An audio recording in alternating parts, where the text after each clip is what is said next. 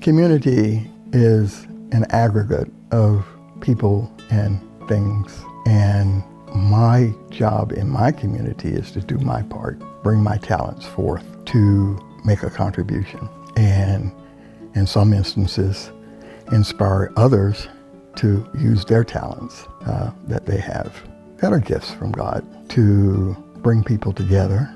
I'm Columbus Brown, and I am the site leader at the Stone Mountain Community Garden.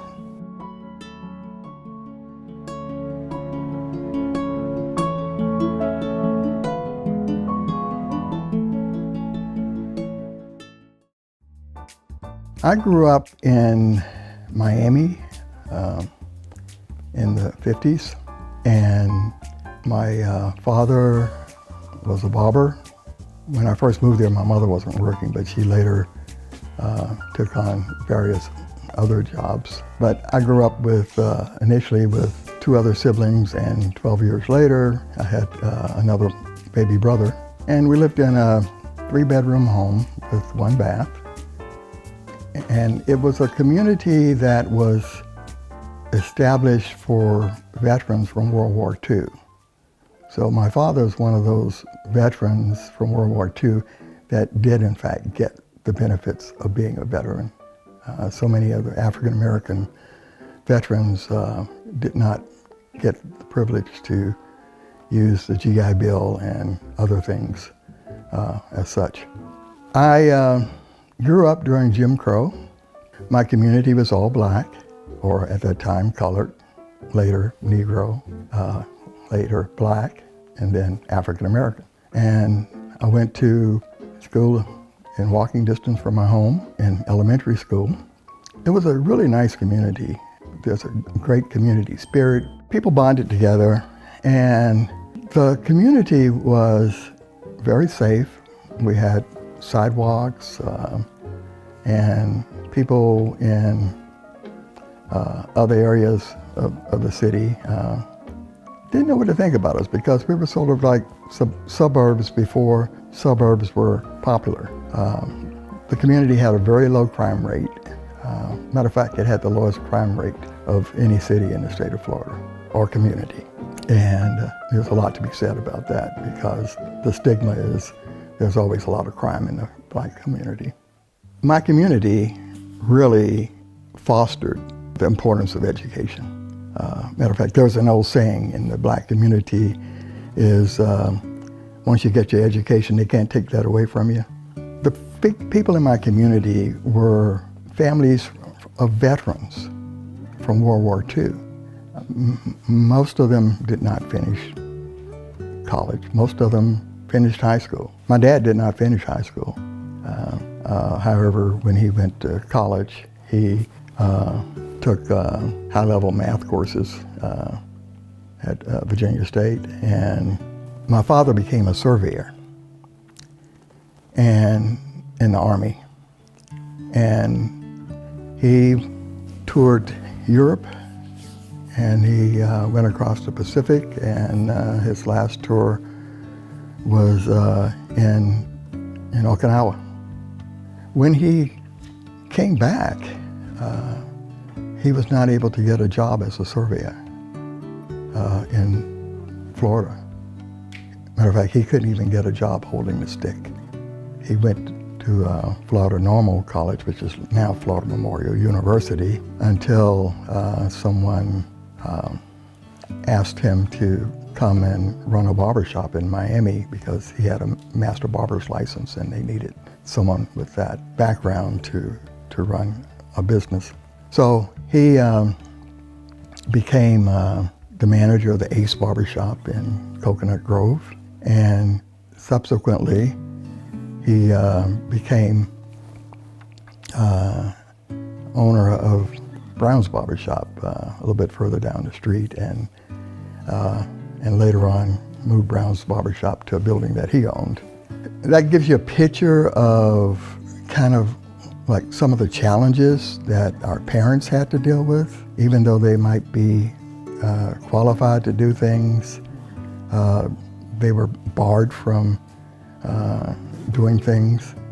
But they were very strong advocates of education, and to the fault, all the men and women of my community really were pro-education for the kids.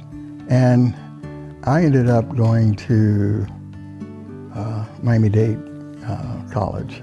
I had been accepted at Morehouse, but during my high school years, I decided that I no longer wanted to be an architect and I wanted to be a marine biologist. Now, the unique thing about that situation was I went from a segregated secondary school system to an integrated environment.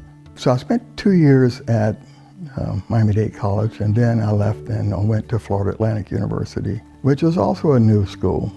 It was the first upper division university in the country. There were not a lot of African Americans there, but people were, mostly congenial.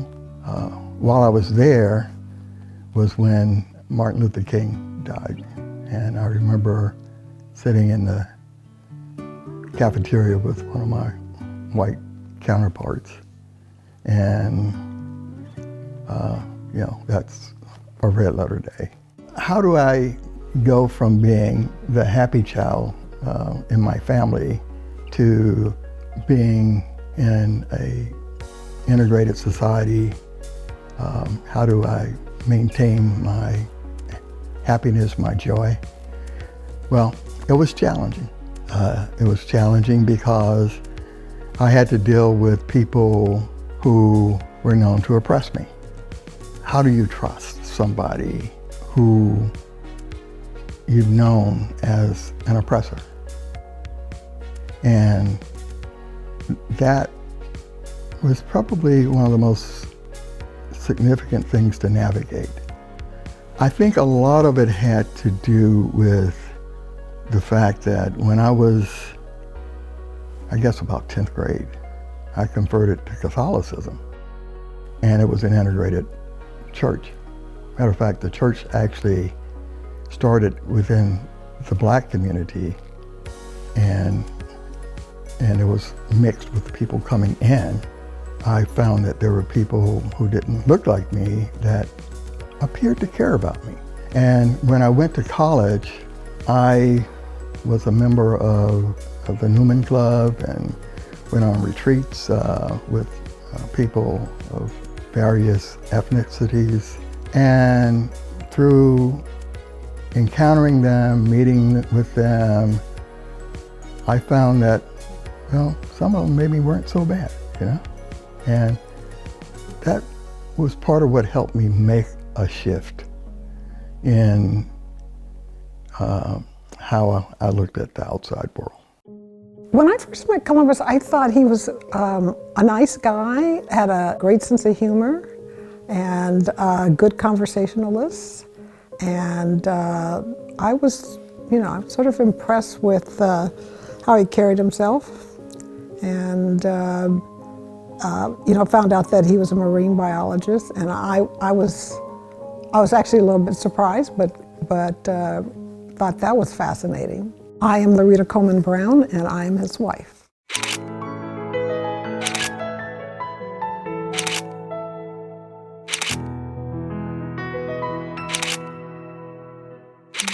My wife and I have a great relationship. We both love the arts. We both love nature, and we're both spiritual. Matter of fact, she's a spiritual director, spiritual companion, and we're both foodies, but we're not food snobs. One of the things that I discovered early on, particularly in the early days of our marriage, was that there were a number of things that we had in common. So we both love art. We love being outside in nature and the natural world, and we have interest in spirituality as well as tea. And I think that was when I discovered that there was a man who actually enjoyed a nice cup of tea. That was definitely a way for us to connect and to, allow us to take those moments, particularly when there was perhaps maybe a lot of chaos or craziness going on, to just take a moment and stop and have a cup of tea. I think everybody has a calling, and sometimes we're not exercising that full calling when we are in the depths of our career. And so oftentimes when you retire, you find other avocations. And for Columbus, it was fascinating how it unfolded. After I took a class in engaging spirituality, where I wanted to deepen my understanding of my relationship with my spirituality, I came to understand that there's like 3 legs that are essential for me to be in balance, to me to be a balanced person. And they are my spirituality, my artistic side, which includes not only creating but also engaging in, be it art or dance, music. Those fall within, in my heart, those are part of the artistic realm of me. And then the third item is my naturalist side, or my science side. And the naturalist side encompasses my use of the scientific method, my connection with nature, and it also brings front and center growing and taking care of God's creation. So when either of the 3 is short-sighted, it's like a muscle starts to atrophy, and you gotta exercise it a little more to bring things in balance. And that's something that I learned of myself as I went through that training. And it has been helpful to know that about myself, because when I find myself pulling away from one part of it, then I kind of lose my balance. And so if you can kind of consider that as a tripod or 3-legged stool, and on the seat would be the family. You want things to be kind of level. My wife had a heart transplant in 1995. We got married in 1999. So I stepped into a relationship with her knowing that she had a heart transplant. She had a lot of rejection episodes early on. And when she came into my insurance, she came on board with Kaiser, and Kaiser said, well, if you have any more problems, we're going to send you to Birmingham. We like to call it the 27 days, but I had a major rejection episode in 2003. And I was at University of Alabama, Birmingham, which is where I received my transplant services. And Columbus basically moved to Birmingham for 27 days. And so together we sort of maneuvered the various things that doctors were throwing at us, and served as an advocate, particularly when I was either unconscious or couldn't talk, or et cetera, and keeping family up to date. He was actually known for sending out emails to not only my family, but also to my close friends to keep them up to date. After coming home, the Agnes Scott community showed me what community really was. For 30 days, they brought meals to us that were specific to our individual diets. No Kentucky Fried Chicken or any of that. It was really good home-cooked food that was consistent with our dietary needs. And that blew my mind. I mean, that was, I had never experienced that before. It's been quite an experience to experience that as a community. Very similar to what I experienced growing up, but maybe enhanced, but it's a multicultural community. And so it points to how through life things change. We adjust, we adapt. And if we want to maintain our joy. And there are a lot of good people out there, and I hope I'm one of those.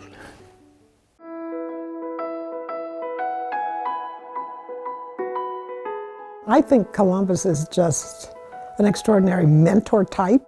Lots of people called him and asked him for advice. Or, he's kind of almost like a person that you turn to for wisdom because he's got a lot of experience, been around a while. My name is Eric Dowley. Just hanging out with Columbus. He has a wealth of knowledge, and as a young person going through life, he's experienced a lot of things that I will experience. And so I admire that about him. He's very open, very giving person. When I have questions about marriage, adult children, I had a change in my career, and he kind of walked with me through those things. So he's been, like a father mentor to me. Our relationship evolved over time, over the 10 years. At first, I was kind of hesitant because I respect everyone's time, He has kids, he has a son my age, and he has a daughter, a few years younger. And so I kind of respected his time, but he has made himself available to me. He's always reaching out to me, always inviting me to, breakfast or lunch. So it kind of, gave me the freedom to reach out to him. He's very relaxed, like I said, very giving, a wealth of knowledge and experience. And so I can call him and just ask him anything, and I know that he'll be very honest. He'll tell me things that I want to hear and things I don't want to hear. Like he's going to be very honest. What I've noticed is that he's consistent with everyone he touches. Every life he touches, he's consistent about mentoring, about listening, about being compassionate, about helping where he can. And I don't know anybody else like that.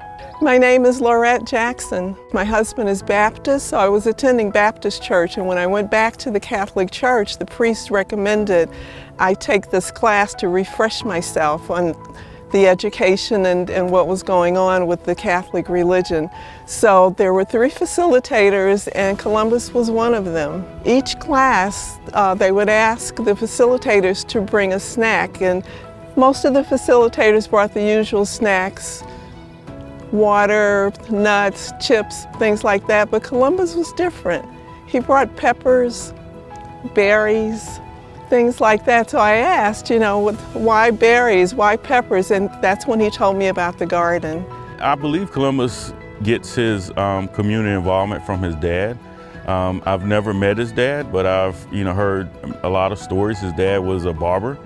And so in the African American community, barbers are very important to the community. It's a place where you can go and you can talk about anything. And I think that kind of carried on. I can imagine him as a young boy sitting in the barbershop with his dad and all the other elder men.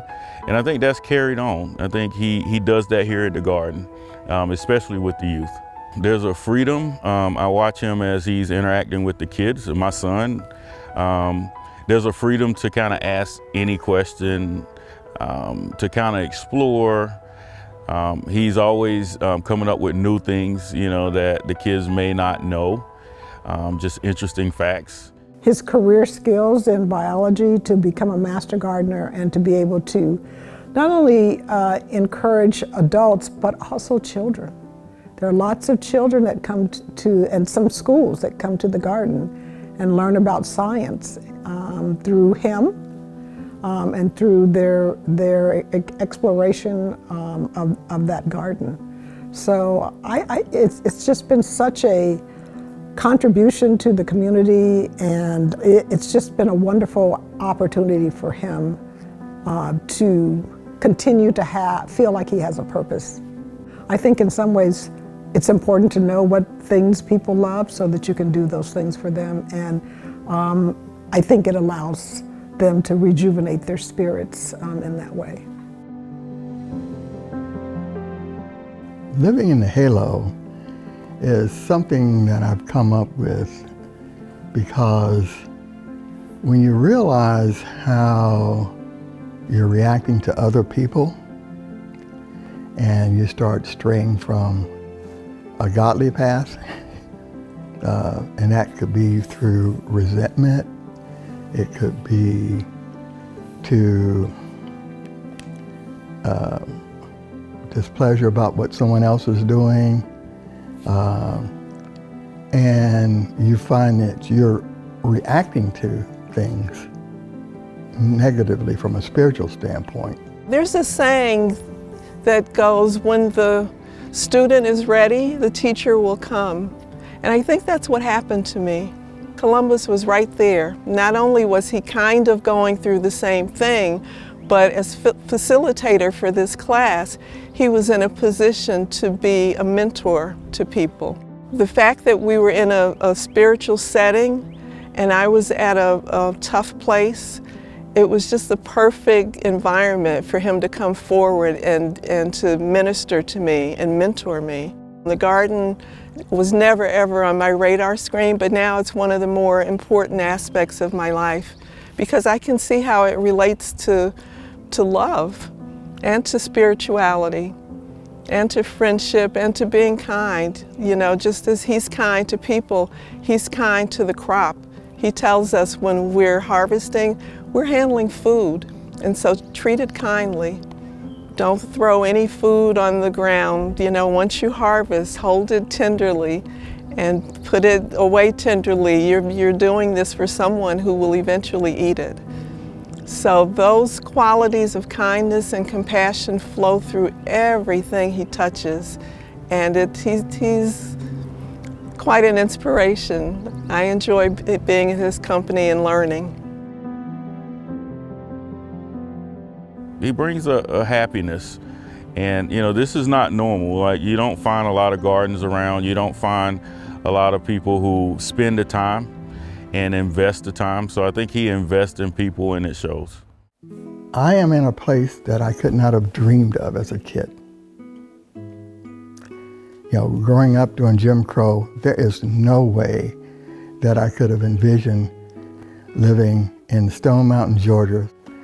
And I operate the community garden on land that was owned by the Venable family. And as you know, the Venable family was the head of the Ku Klux Klan. So every day when I go to the garden, it's a pinch me moment because I'm in charge of this garden on the land that the Venable family owned.